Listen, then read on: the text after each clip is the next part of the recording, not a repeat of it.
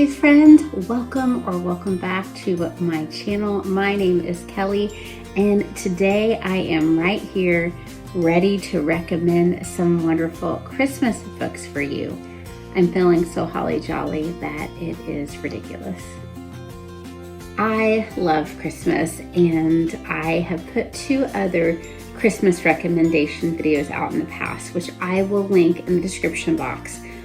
But I'm trying to not say the same things over and over again on recommendations. So these will all be new things, and I will definitely share the other 2 years of recommendations with you all.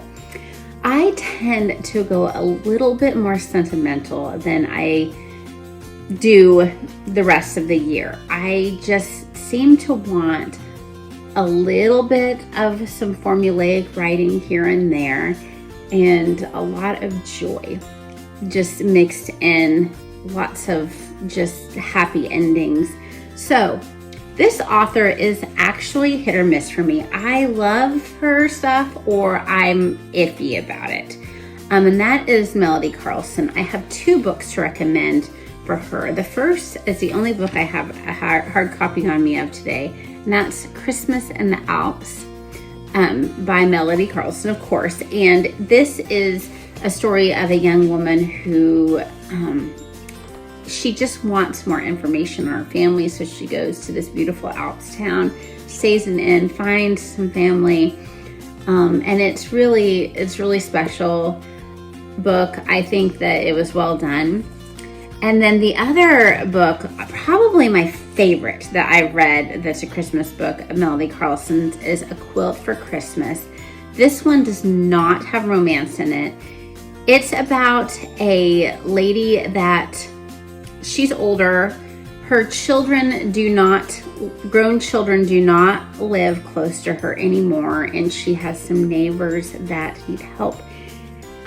Their children, the mom is taken to the hospital for a severe case of appendicitis. She has to be in the hospital, so she takes these kids. The dad is out of town working, and she can tell they're poor, and the kids want to make the mom a quilt for Christmas. And so this older woman brings people in, like you have a cranky lady that doesn't really get along with people, you have a young person, you have, just this mixed bag of people. And I love how this story just exudes love. It's lovely without the schmaltzy romance. Then I every single year read A Christmas Carol, and I have already talked about A Christmas Carol many times in the past. I'm actually listening to it with my kids and also going to be discussing it with Old American Spirit and Bethany Brings Books this year. However, Dickens did write other works, and so I'm going to recommend the Chimes to you this year.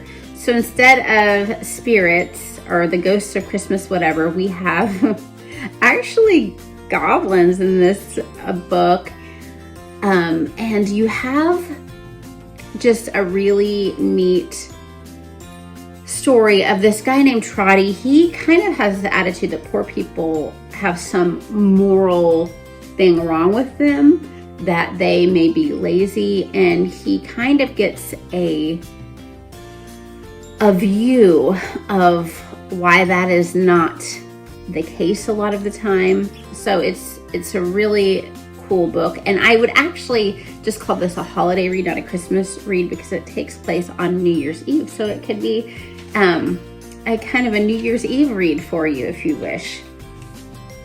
I know this is not necessarily a Christmas book, but I think this next one is a great one to read at Christmas, and one I know all of you have heard of, and that is C.S. Lewis's The Lion, Witch, and the Wardrobe. Of course, there is the kind of eternal winter in the beginning of the story, and Santa Claus does make an appearance. I'm sure you all know the story of the Penmancy children who are taken out to the countryside. They stay with the professor, and there's the magical wardrobe. So much heart, so much love, so much truth hidden in these pages. I think Christmas is a fabulous time of year to read it. Next, we're going to go with Dostoevsky's short story, The Heavenly Christmas Tree.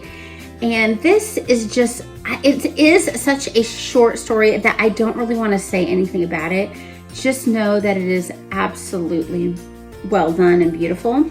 And then another short story, very, very short, is The Quiet Little Woman. And this is by Louisa May Alcott. And it's just so beautifully, morally pure and touching to the core. Another one that's so short, I don't want to say much on it, but trust me, it's worth your time. All right, now going back to kind of the happy, schmaltzy, lots of heart read is The Christmas Ring, which is a movie in theaters right now. It is by Kingsbury. I just recently read this. It is about a mom and a daughter. They have lost dad. He passed away in the military. And the mom has a ring that's been in her side of the family for a long time. I believe since World War I. It may have been World War II, but I think it was World War I. So it's not, according to what she knows, worth much. It's just sentimental and beautiful. And she was going to pass it on to her daughter when her daughter graduated from college. That's when her mom passed it to her. So the daughter and mom are skiing and the ring is lost. And so they always are trying to find the ring. The daughter's away at college. The mom actually going into an antique store meets someone, and they have a little, are we going to have a romance? Aren't we going to have a romance? Which sometimes can be irritating to me, but I am a little bit more willing to go for that at Christmas time. It was just a lovely story, happy ending, all's well that ends well. And I think it's great to just highlight the sacrifice that the military makes for us.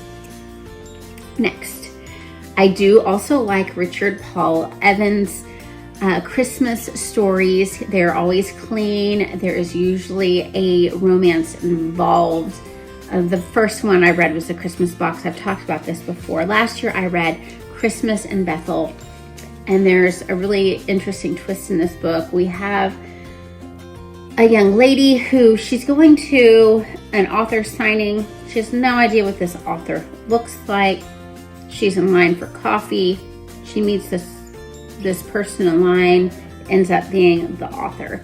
And there is a following of what that relationship is like between the two of them. It's very beautiful story. She ends up, being a little bit more in his life, meeting his brother. And there is definitely a twist that comes at the end of the story.